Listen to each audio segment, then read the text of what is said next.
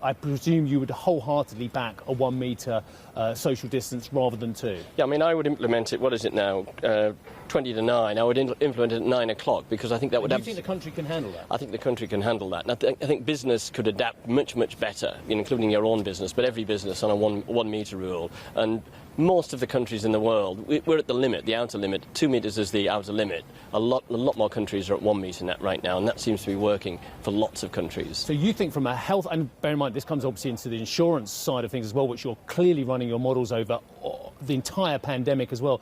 You think that from a health perspective, that actually you're not going to see huge ramifications from lowering the social distancing? No, we didn't increase our life insurance prices for the vast majority of the population throughout the pandemic because it didn't really have a massive impact on most people's life expectancy. This is really important. You haven't changed your life insurance prices despite the biggest pandemic we've seen perhaps in the last 100 years at all. So what are you saying here? You're saying that this has all been overdone for looking at the broader society rather than certain parts of society? It was a very discriminatory virus which impacted on certain demographic groups way more than other demographic groups. Those are typically not groups that we sell a lot of life insurance to be frank, but those who do generally buy life insurance had a very small probability, of dying during the crisis. So let me extrapolate what you're saying, and obviously you and I have chatted previously about this very issue as well.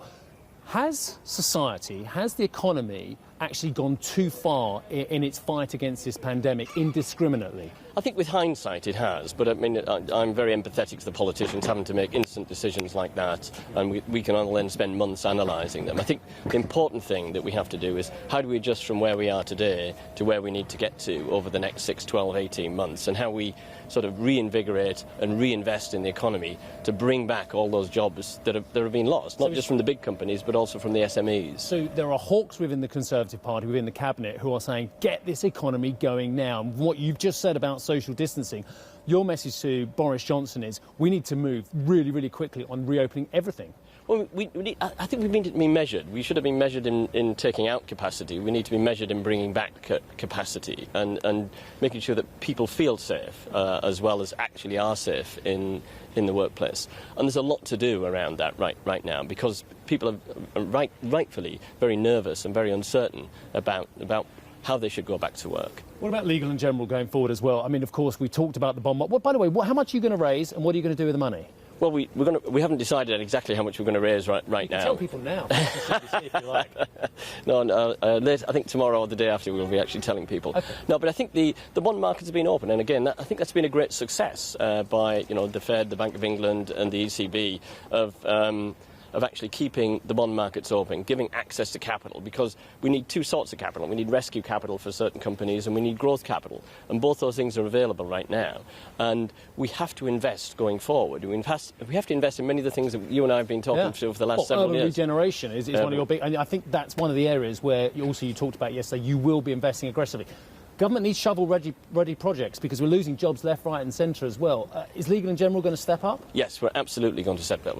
And what's been fantastic during this period, we've got planning permission on lots of projects that we thought we'd have to wait until the end of lockdown. But we've had virtual planning committees right across the country. And I really thank all those people who've been involved in actually giving us planning permission for build to rent, for later life living, for large regeneration schemes. And we're moving ahead with our project in Ulster for the Sky to build maybe the best production of entertainment programs in Europe. How tough is this recession going to be? It's going to be very tough. I think that we're underestimating because we've had a few good data points, but this is a very, very long haul to get everybody back to work and getting employment back to what was a historic high. We had over 33 million people working in Britain.